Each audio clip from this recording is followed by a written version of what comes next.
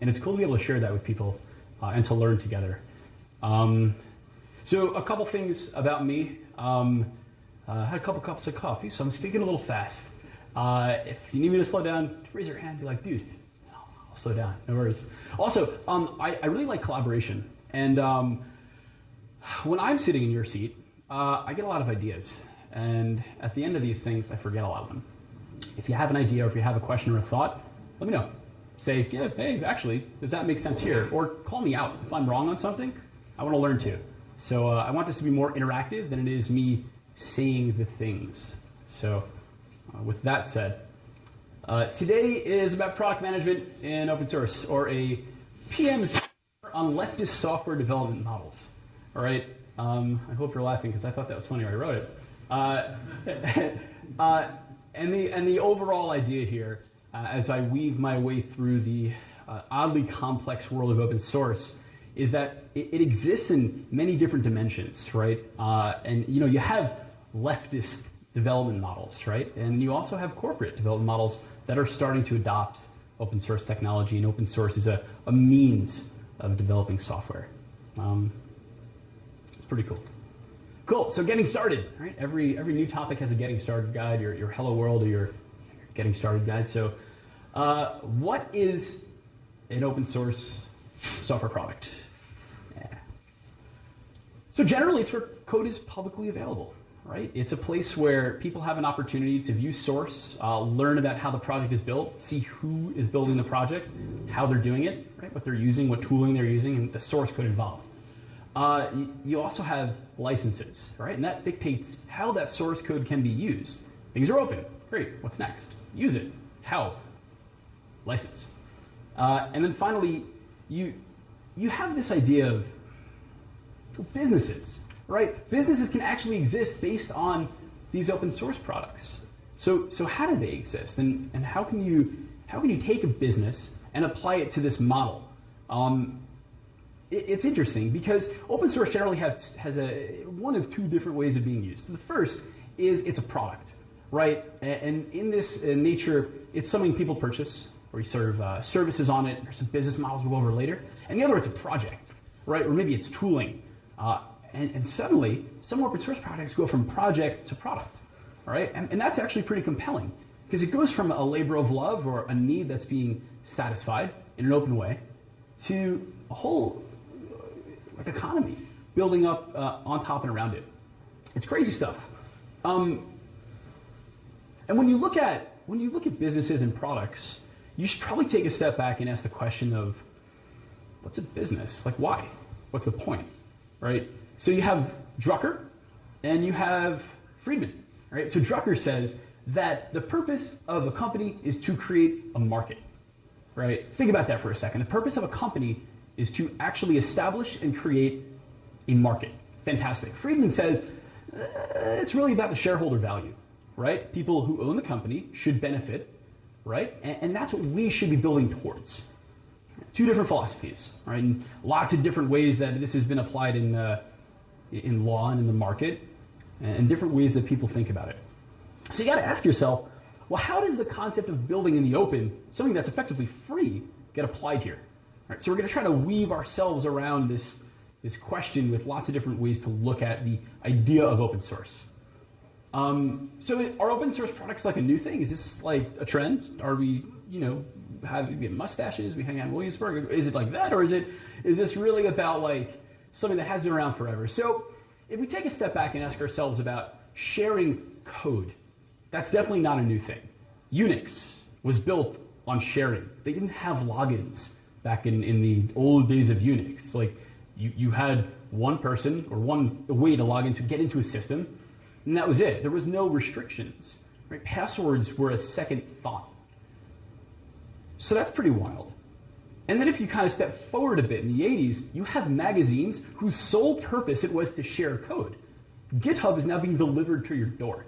All right? There's a picture here. That's pretty awesome. It is a game that they're showing for Apple and Atari, and it's written in I guess assembly. I wouldn't basic. Is this basic? All right, basic. Thank you. I should know my classical languages better. Right. Rotate your eyeballs and go to line go to line 500 on page 38. That's the last line there. Like, you delivered code in a magazine. This is an open source business model. You have a magazine that gives you code. People pay for that magazine. You sit in front of your computer, and instead of getting a disk, you type this stuff down, and you compile it. Imagine being on the other side of that in the 80s. We're like, a computer probably cost $3,000 or $4,000, if not more. And now you're typing code into this computer your parents bought you, or you bought yourself, or whatever, and you get a program to run, and you got it from this magazine. That's crazy. And the magazines are making money off this, and people submit, they get paid for it. Right? There's this collaboration that's going on that is like really bizarre. This is a weird way to do things. That's how they did it, in that day. You have the Linux kernel, which is an open source project. It kind of weaves between the two. Fedora, which is desktop Linux, more or less. Right? Red Hat was like, well, Windows is a thing we can beat. We want to beat Windows. It's like the 90s. And he's like, I'm going to use this. This is Linux. This is too complicated. We can't do it. But there were a group of people that were like, Linux is actually kind of interesting. We're using this as a desktop system, basically. And Red Hat's like, great, we're now going to build Enterprise Linux. Right? Enter Red Hat Enterprise Linux Edition. Right? Suddenly it becomes a massive enterprise product. It gets right at the right timing when the market is super frothy in the late 90s. And it explodes, and Red Hat is still a company that effectively creates open source products. It's the closest thing to an open source business model that actually exists, or a company that uses open source successfully. My favorite example here is Pigeon. Anyone in the room use Pigeon? Anyone in the room hear of Pigeon? Use it. Have you heard of it? All right, great. So let's go back to the days of away messages and AOL Instant Messenger. And ICQ, what other good text messaging systems from like the late 90s, early 2000s were there? ICQ, AIM, MSN. So the problem with all these messaging systems is like you needed an app for each one. All right, you couldn't have like one buddy list. It was awful. In comes Pigeon, an open source product, and I was like, you know what? These are all open protocols. Let's just tap into each one. Let's write software that exists as kind of I'm doing this. There's something on the bottom, right? In architecture, and then let's have people build plugins for it. Right? Open source products, open source documentation, everything is open. It's not a business model, but people are now writing plugins where they can use MSN and they can use Link and Skype for Business and Skype and AOL Instant Messenger all in one place. 75 million downloads to date. The numbers are also open source for how many downloads they've gotten. It's wild. There was one day back in 2010 where there were 1.5 million downloads. Just one day. There's got to be something weird there. But generally they average around 500,000 a year, whatever it is, downloads. Pretty wild stuff. That's Pigeon. I thought that was interesting too, because when you look at open source products, or projects too, there are two ways that they satisfy a need. They either allow you to create content, well, think WordPress, think Goat, these blog engines, or consume content. Firefox is probably one of the most open source software implementations ever done, right? Open source browser, right? Consuming content and creating content, but Pigeon allows you to communicate. And that's fairly novel. It's a different idea. And then, is it a new thing when it comes to products? So I wrote yes here. Whoa. Hey now. Hey? Beautiful. All right. So I wrote yes here. And the reason I wrote yes is because the idea of supporting commercialization is being used more and more. This is a popular paradigm that's actually starting to happen more and more. And like I said, a PM's primer on leftist software development models. PMs don't generally exist in open source projects, but they do in corporate products. Right? So that's generally what I'm trying to weave into the whole story that I have here. Great. Any questions so far? This all makes sense. It didn't to me at first. I spent a couple months and it did. So who uses open source? You right now. Open up your iPhone, you go to About, General Settings, whatever it is, you go to Licenses. Open source under the hood. Developers are building on top of open source products. Chrome. Actually, Chromium. The Google Chrome project is based off of Chromium, which is a fully open source browser. Chrome, made by Google, adds some interesting proprietary stuff on top of that, what I'll call blobs. And I call them blobs because it's not code you can view. It's basically these blobby bits, just a binary. right, that exists right on top and integrated into the Chromium project. So you're using open source projects every day, all the time, and the people who make stuff for you are also using that too. So who participates in these things, right? All right. So right there is a fun character. This man is responsible for most of the more leftist ways of doing open source development. His name is Richard Stallman. He's the founder of the GNU Foundation and responsible for the LGPL license. We'll get into licenses in a sec, but he's an important character to know and understand because he has a very deep philosophy about freedom and code being free and free to use. And that conflicts with the idea of commercialism, we might think. So we'll bring it up a little later, but it's an interesting thing. Also, the picture is awesome. He's touching stuff and making it into code. It's crazy, right? So we asked the question, which is, who participates in open source? So the first person, or type of person, we're really looking at here, the first persona, right, product school, is the benevolent dictator for life, the BDFL. These are generally product owners. Generally speaking, it's the person who is ultimately responsible for the project in the first place. Could be the first person who comes up with the idea and brings a team in. Could be the first person who just starts spitting out code, committing it to GitHub or his own source code repository, wherever it is. This is the person responsible for creating the project from its start. A lot of open source projects succeed in this way. Linux, right? The thing that powers like 70% of all devices as an operating system, I think it was a number, is a open source project basically run by this guy called Linus Torvalds, right? Linus, Linux. You know? He is the benevolent dictator for life for Linux. He approves every single patch that comes into Linux. Every single one passes his eyes. It doesn't scale well, but he rules with a loving iron fist, and he maintains his control and vision. It's wild because his software it has proliferated in a very intense and I'm going to make up a word here, proliferatory way, right? Like it is viral. Linux is everywhere, right? It's in the camera that I'm looking at right now. That's the operating system that most likely is inside that camera. It's actually on this TV. This is a Sony TV. Android's running on it. Underneath Android is Linux. Crazy stuff. All right. So outside of the BDFL, we also have these two parties, right? These people are kind of important, right? Customers are probably important, and so is your community. So when we look at enterprise open source, or we look at open source in the context of something a PM might be interested in, we need to understand that there is a community that has a thing, and there are customers that also have a thing. Money is important. People have to pay for stuff. And time is super important because you have to develop it. It's got to become better. The cool thing is that as a project, you can gain from both of these, outside of the obvious, right? So for customers, we're going to be able to get feedback. And from the community, we're going to be able to get, well, engineering time, engineering resources. I had a lot of trouble with this thought because there's a book called The Mythical Man Month. And long story short, it's a series of classical essays about software development and project management that effectively say if you throw more people at a project, your project will get developed slower. And there's like an inflection point where it starts to drown and it can rise. And I had a lot of trouble with that because that goes effectively against this idea, right? If I have the community of people who are looking to develop, that means there's more people, so it slows me down. The cool thing is if you have the right tools in your project to make the community, to drive the community in a specific direction, you can avoid a lot of these pitfalls and you can still have a velocity that is compelling and to move a project forward. And I'll talk about those things a little later. But I thought this is pretty cool. I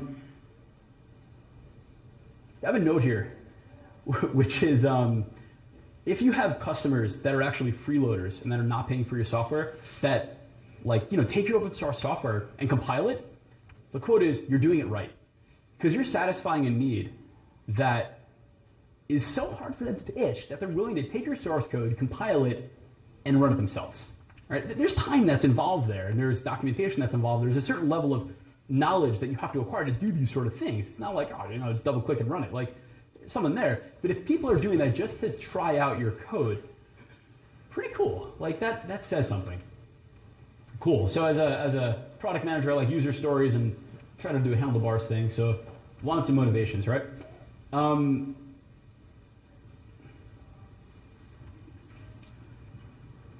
Corporations are starting to adopt open source more and more. And there's a couple reasons. So the first reason is enterprise software, enterprise buyers are looking for it. Like most of the time, they're like, what's open source? What are the open source components? And there's a lot of reasons they're doing that. First thing is they want to vet this stuff. They want to have their security teams come in and get a real true perspective on what is inside this thing that they're going to install on their servers. This is shippable software. SaaS is a whole different world. Cloud software is a different concept. They're not running on their servers. But when you're shipping stuff and you're handing off binaries or CDs in a box, people want to know what's inside that stuff. And the open source component is super compelling. And this is a way to answer that question. But what's really cool is that you're able to use open source to do a lot of different things. Marketing is kind of built in. Because when it's open source, people are like, oh, that's a project that does a thing. This is a company that makes it. There's a positive association. So now you have a recruiting effort that is now elevated. You have an awareness effort for the product. You're actually also talking about the need, right? Because you're talking about the source code and the reasons that the product exists. That's pretty compelling. This is also really cool, this concept of trends that I want to discuss. And we're seeing that right now in a lot of cloud deployment software. Kubernetes and Cloud Foundry and a lot of these other, like, how do I get my code to the cloud with the least amount of effort and the most effectiveness possible? This is an emerging trend in development. How do I standardize it? I think my solution is the best. How do I standardize it? Open source. You say, listen, we are so confident this is the right way to get our new compelling cloud platform into your hands that we're actually going to open source it. We're going to ask you for feedback, and we're going to implement the changes, right? It's amazing. And once it's there, and once this customer owns that software, they can apply their own resources and commit to it, right? That's crazy. I, as a developer, can be like, man, this product is a piece of garbage. I can make it better. And I push it, and it's approved, and now I've made my own life better, right? Because my company decided to buy some stuff. It's pretty cool. This is interesting too. This came from a conversation with some of the folks at Kubernetes. I spoke to them and said, why did Google make Kubernetes open source? And let me take a step back. Kubernetes is a container platform for deploying applications to the cloud. So I'm a developer. I want to be able to push something to the cloud super quick using Docker. I'll wave my hands. Get the idea. Kubernetes is a way to do that, right? Long story short. But here's the problem for Google. They're Google. So they have experience in Google, right? There are 30,000 engineers who are super spoiled with a ton of resources, a ton of time, and an amazing set of tools. But they're probably not using Azure every day, right? They're not using Microsoft tools. They're using Google tools. And they're probably not on Amazon Web Services every day. They're using Google Cloud. So when I said, why did you make Kubernetes open source? They're like, simple. We know we don't know these things, and we want to increase our surface area. Because we're Google, and if you're developing like we do, then eventually you'll probably come to us to get experience or to use our tooling. Right? So it's a long-term play for them to express their service area and to expand it, which I thought was pretty interesting, right? Like the Linux kernel is kind of like this too. Imagine you're building an operating system for embedded systems. It can't be on every single device in every single place, but if it's open source and I make it easy for people to develop on, suddenly I can expand surface area and the availability in moments. Cool stuff. Yeah. So,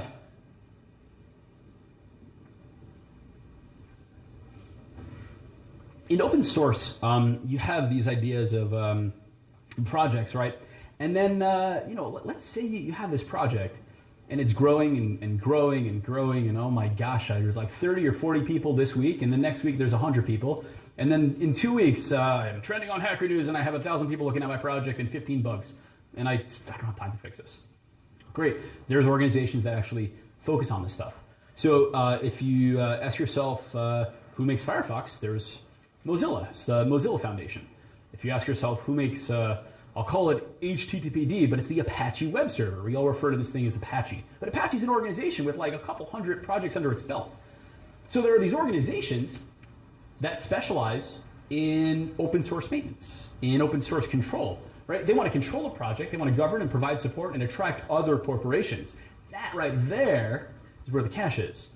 Because they can provide all those great services, and this is the value for that, right? There's a motivation, and they can persist. So if you look at Apache and you're like, how is that a real thing with so many projects? The answer is lots of corporations realize that if they want to maintain corporate open source software as a solution, open sourcing it with one of these organizations is the best way to go. And you see this more and more because they don't have to worry about controlling the project, the IP, the governance. There's a lot of stuff there that is just meaty. It's ugly. Right? They specialize in making profit, not in like controlling communities. So where is it? All open source projects are on GitHub. This is a lie. All right? Total lie. So open source projects reside in lots of different places. GitHub is one of the places. I have cross-throughs here for CodePlex and Google Code because they threw in the towel. Microsoft CodePlex was built 15 years ago and was up for a while. And a couple months ago, Microsoft was like, listen, everything we're doing is now on GitHub, and we're done. And then Google said the exact same thing. Google Code was up for 7 or 8 years, and they're like, we're on GitHub now, and they're over. So if you think about it, the market kind of expanded, and it's still expanding for how to host these open source projects, and it's starting to shrink a little bit. But the crazy thing is, the folks that are these big behemoths are like, you know what? You're doing a better job than we are. We don't want to spend time on this. GitHub, you go ahead, right? You look at a product like GitLab, which is effectively just like GitHub. They have a SaaS offering, but they also have an on-prem solution, which is actually pretty compelling if you're trying to build something that has, we'll call regulatory challenges, right? Pretty useful. One product on here that I think is pretty cool is this Gomix and Glitch project out of a team over at who makes FogBugs? Somebody. Fog Creek. Fog Creek Software, right? Joel Spolsky is the CEO of Fog Creek. Thanks. So Fog Creek decided that like there's definitely a trend towards remixology of these open source projects and applying new concepts. And they created Glitch, really Gomix, and then they created Glitch. But the idea here is like, great, you have a project that you want to change up and do something with. Go ahead and do it. We're going to provide you a full interface to run it, edit it, and basically remix it, right? It is the ultimate enabler in remixology. Super cool, really interesting project. When I first looked at it, it only supported Node.js, and they're expanding to the languages, but cool idea. And then we have this really bespoke area of like package managers, right? Where basically you have open source libraries, right? Which are effectively projects. There are not too many libraries that are products. I don't think any. Maybe some. Enterprise. But these package managers that maintain projects that are libraries that people integrate into. So they give you cool functionality, like, I don't know, making a picture bigger or interpreting a specific type of data into another type of data. These are the use of libraries. And all these packages listed here, and there's a ton more, basically help you to get that stuff and centralize it. NPM is for Node.js. That's one of them. And if you're familiar with NPM, they also had a really interesting circumstance a couple months ago. There was this project called LeftPad. And so when you create a Node.js project, which is what NPM maintains, it's written in Node.js, which is a new language. Long story short, JavaScript for your server. Simple, right? But the way this language is built is it uses all these different libraries. So you don't have to write a lot of real code. You depend on these other libraries. Sounds great. Simple. Easy. Abstract everything away. But if you have a house that is built on all these other projects, what happens if you pull out a part of the house? So LeftPad, I think it added like, 5 or 6 tab spaces to code. Right, so this guy, he built this project, and it adds some space to code, or it adds some space to text, right? Printable text, it adds some space. Great. But a lot of people used it. And, well, that's great, cool. And then this guy wasn't happy with something, and he pulled it.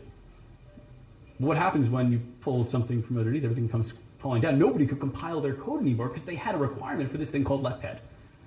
And, well, nobody's code was, nobody was able to compile their code after that. Crazy stuff. right? And they realized, well, hey, we probably shouldn't allow people to remove projects and break dependencies. This is a dependency. So they fixed that. But this is the crazy thing about growth. When you have massive growth like this language has, you don't make the best decisions. And as product managers, we have to kind of like take a step back and be like, wait a sec, we're building a thing that people are also building on. Maybe we shouldn't make it a core dependency and then pull it away. Give people the ability to pull things out. It's probably a terrible idea. Right? That sounds destructive. Maybe. I think so. Yeah? So it's a different conversation, but it felt fun. So how does a product become open source? And once it is, and you keep it from falling over. So you avoid the stuff the left pad people are doing. But so before you publish, you should ask yourself a lot of these questions, right? Why in the first place? Why do I want to take a commercial product open source? What business model are you going to use? We'll go over those in a bit, but that's a relevant question. I want to make something, a product. I want to be able to charge people for it. How do I do it? How do you address the weight of existing code and cultural history? Think about this for a second. Your engineers create code, and that code has culture. Words have culture because it's about the environments that they're developing in. So there are some organizational cultures that are super stringent on, we'll call this testing, right? They want to make sure everything they write is perfectly tested, it always works, and very few people can break it because their tests will tell you that it's broken, right? Great. And there are other cultures where you're trying to build a startup and you're slinging code up the wall, and the next thing you need to do tomorrow is build a feature for a prospect or a customer, and if you don't, you're going to lose them, and you really don't have time for tests, right? So this is culture of code. That's one way to express culture in code. Now, you have to take this code that you built probably under duress, right? And you got to bring it to the table so other people can consume it. That's crazy. That's crazy times. Think about that. Everyone is now going to be able to see the work that your team has been doing. Right. And how do you do it? You need to be able to take a step back and ask yourself, what is the culture of my code and how do I want to present myself? Right? Super interesting, super interesting. And then you go into the concept of communities and community management, governance models. How do you want people to interact? And then there's the license. There's the L word, real L word, licensing. All right, we'll go over that in a little bit. This is super important. And then governance, which is also tremendously interesting. So here are some business models that I have on the board. That's lame. But the idea here is that each one of these business models has a value and a challenge. Right? Pure open source, buy me a beerware. Like, this thing is out there. I don't care how you use it. This is kind of a project, but also could be a product. And I just kind of push it out. Buy me a beer if you like it. Community open source, this is the foundation stuff, the organization stuff, right? Where I have a product that's super compelling, and I put it out for the world to consume, and I don't really want to deal with the crazy parts of it. So Apache, Linux, Mozilla Foundation, they all kind of help with that maintenance and that presentation model of the project, right? This one's interesting. Pure play with a focus on services and support. So let's say you have a product fully open sourced and you have a very liberal license. When I say it's a liberal license, I mean you don't put any restrictions on how people can use it, which means people could grab your stuff, throw it into a closet, throw a bunch of engineers on it, and then present it tomorrow with a totally different price that you provide yours at, a lower price, right? With different marketing, solving a completely different problem that you never touched before, or the same marketing, pointing to you and being like, oh, we provide the same thing, but for a couple $100s less. So to us, that's interesting, but if you're building enterprise software and you have to pitch to, I don't know, a procurement office, because you have a couple $100,000 for them to pay for this thing, the procurement office is going to be like, well, this is open source, and company A that you're proposing, they might be the originators, but this other company who what we'll call forked the project, took the source code and kind of brought it into their own sphere, right? Forked it. It's kind of weird. Fork. All right, you get the idea, right? Different path. They took the project and it's now theirs, which they're totally legally allowed to do, based on a license. They're offering it for a couple $100s less. What's the value prop? Well, you know, they were the original company that made it. And procurement's like, great, you got a budget. This is a couple $100s under. Do you want it? Yes. Great, we're going to go with the other company. Suddenly, you can't make deals because, well, you chose the wrong license for your software. You don't think about that, but in the end, the person who's buying your software isn't always the person who's really buying your software. They're a champion. is an interesting idea. We don't always think about that. They might be your customer, but they're not the person paying or signing off on the payment. Subscription open source. This is cool. If you ever use WordPress, WordPress.org, or one of these blog hosting sites, software as a service. WordPress is open source. Ghost is a blogging platform, open source. It's subscription, right? WordPress is a great example because you're probably not going to find the predominant number of bloggers that are out there aren't compiling code, right? And they're not hosting their own servers. They just want to write. Right? Mom blogs, they just want to write. Dad blogs, they just want to write. Software as a service is a perfect fit there. And it's great for WordPress because they also have a group of people who want to make their product better, right? They're the community. They might be technical people who also want to use WordPress and write. Or they might be people who are selling their solution to other folks, right? We've all know somebody who works on WordPress and they're a developer and they make WordPress templates, or we need a WordPress guy, whatever it is, or a girl. So that's the idea. But overall, super interesting as a service.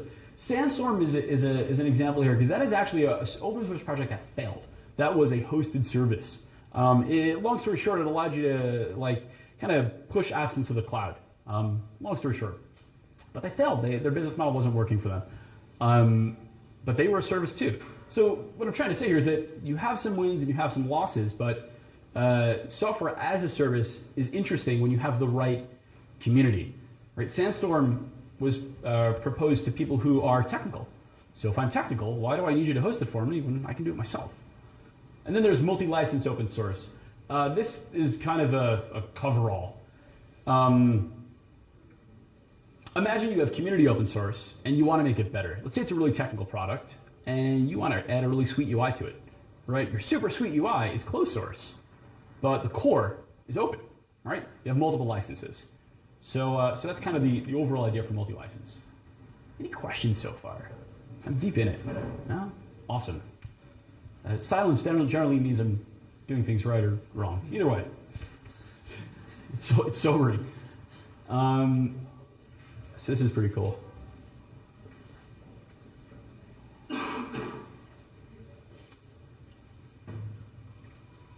So going back for a quick second, Apache, Linux, Mozilla, these are organizations.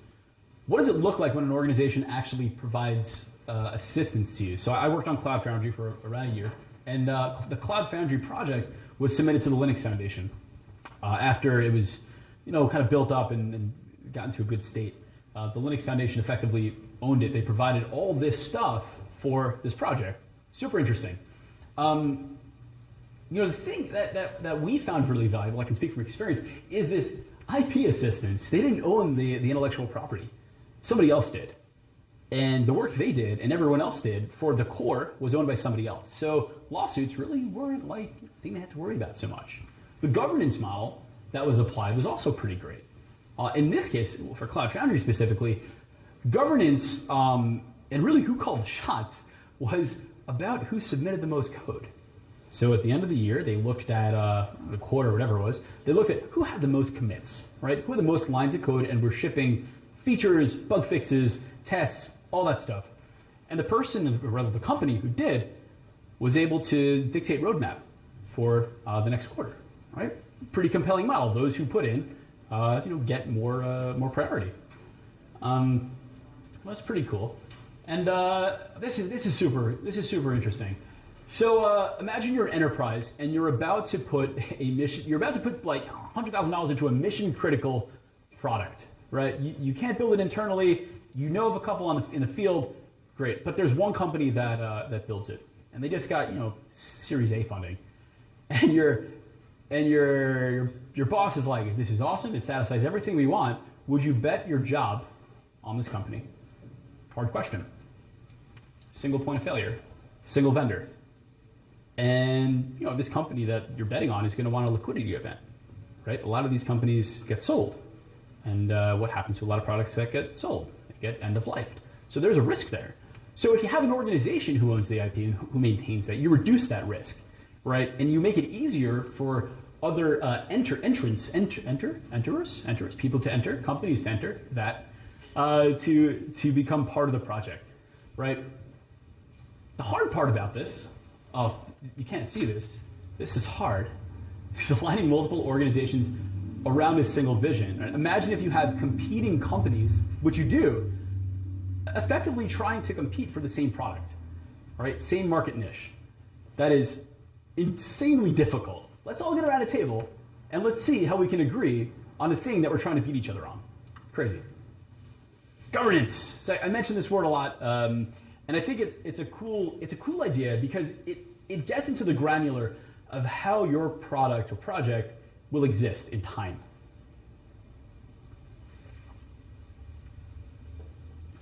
And the thing is, governance is it's an artifact of your expectations for the current and future state. If you have a group of people who are super dedicated to a product or project, and they know that they're going to be doing this for a while, and there are some organizations that exist like that, your governance model is very much about straightforward looking and keeping others out. You're not interested in having any other participants because you have your team. But if your expectations for the future is growth, you want engineers to join, you want other organizations to join, you want companies to join, your governance model should be a little more welcoming, right? So the question is, this is a high-level question, is there chaos? Is there process? What does process offer, right? Process offers the ease of getting on board, right? Process means documentation. Process means dojos that you can provide as a service to companies that want to come on board to say, spend 6 weeks with us, and we're going to teach you about the entire code base. And once you leave, you're going to be set, and we'll even give you a stamp of approval so you can also sell this open source project. That's what Cloud Foundry did. Governance is also really interesting when there's chaos, right? When people come to the table and it's a model where you have maybe a weekly meeting and it's open floor. Speak your concerns. Tell me what you don't like and what you like. The cool thing about chaos is it leads to a tremendous amount of creativity. The problem is, what do you do after that? How do you maintain that and how do you structure that and how do you gain from chaos? It's hard to pull things down, you know? So that's kind of the cool thing about governance. You're able to define how your project can go in the future. Governance is never about now. It's about how things can be and what you want them to be. It's cool. Ah, yes, okay. The L word, licensing. So when you look at licensing, there are two ways to bucket things. The first is a permissive license, right? Permissive is that anything that you do, you can close source. I don't care what you do. I permit you to do whatever you want, right? Copyleft or restrictive is defining how you can use the code, who can use the code, what you do with the code, what license that code has. So anything that you create or link becomes open source. This is a restrictive license, right? I copy, this is your left side, copy left license. You're looking at me. This is my right hand, but you're left, right? Yeah, okay. So that's the idea. This is really interesting. A lot of organizations, if you're an engineer or if you're exposed to like open source libraries, are super afraid of copyleft. Because that means that their code base, your core product that maybe has a closed source license, now becomes open source. And you're legally obliged to do that. And it's hard to get around that. It's viral. Crazy stuff. It is literally viral. Right? They actually call one of these licenses, the GPL, a viral license. A good way to describe this, I point to my friend here because he gave me a great example. If I lick you, right? If I lick you, if I use you in my code, if I lick you,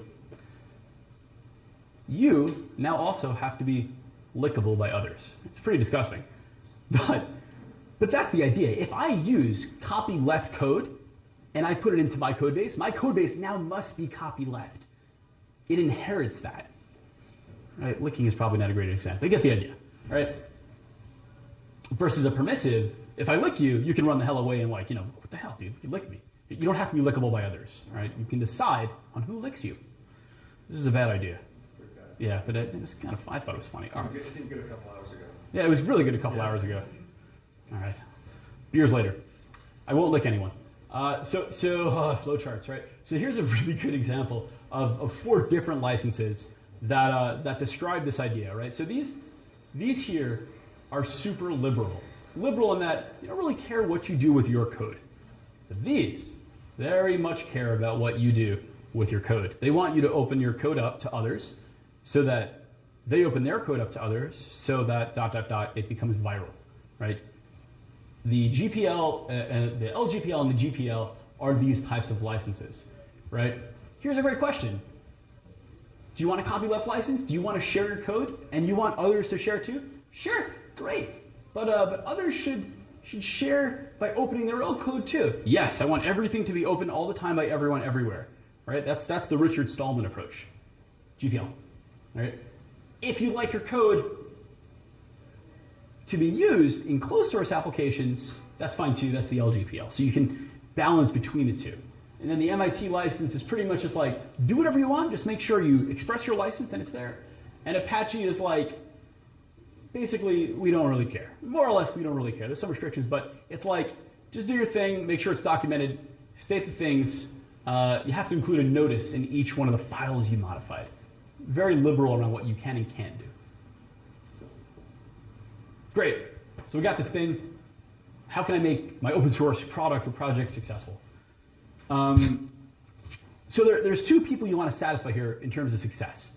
The first is your community. And I say them first because they're your enablement. There's probably one of the reasons that you went open source. You want that multiplier that comes from engineering resources, right? So having tests, making it easy for your community to integrate into your code, super important. Having a continuous integration pipeline that continuously tests that code when new patches are put in, also ethically important, right? Over communicating, reducing the barrier to entry, all these things allow new people to come on board and for you to have the multiplier of engineering resources.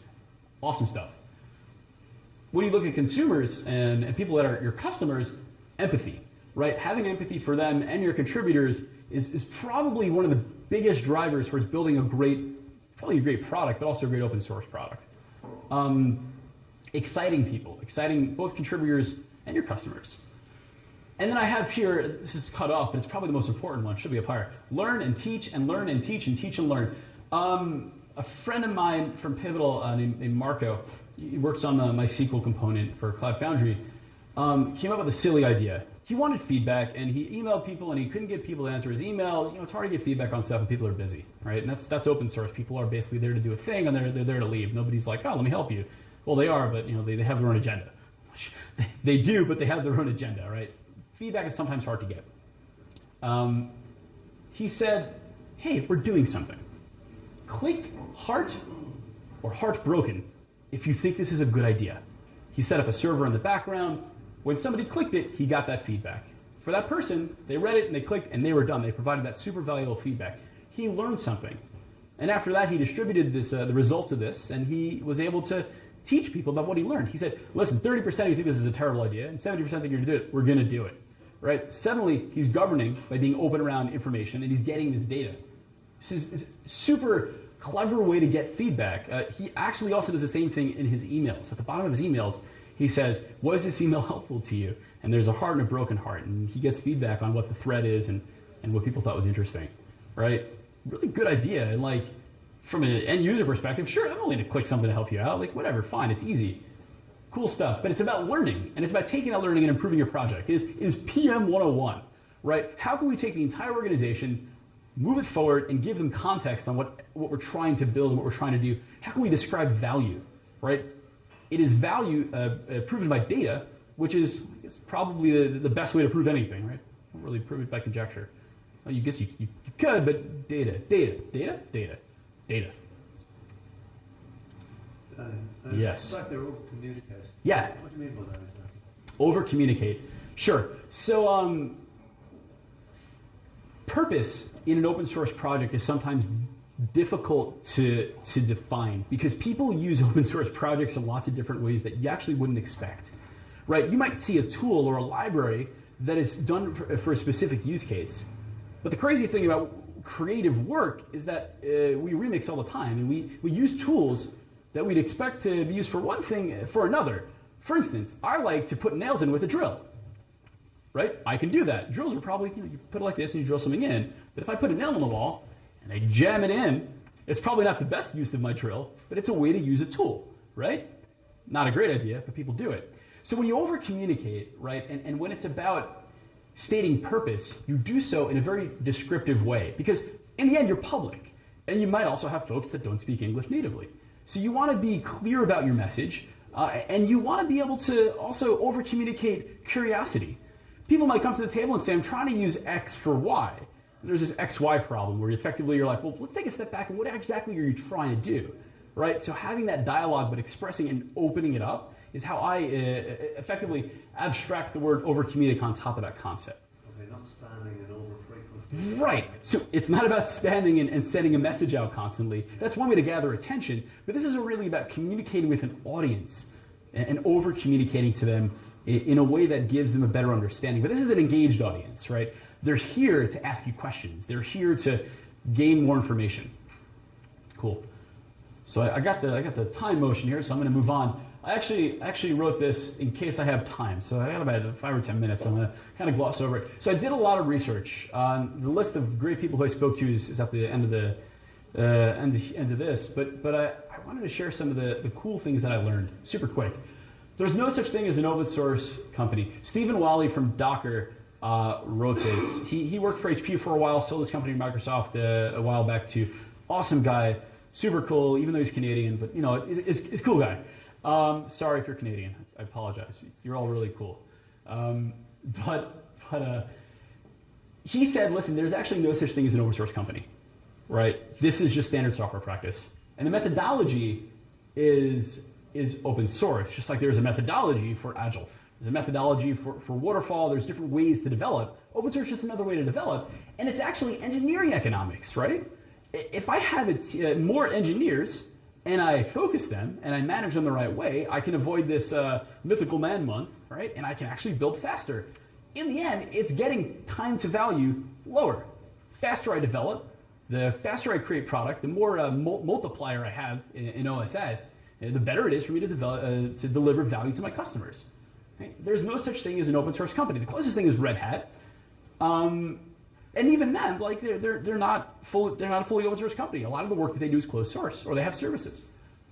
That's pretty cool. I thought this was a novel concept, and it really changed the way I view things. Because going into this project, I viewed open source as like this very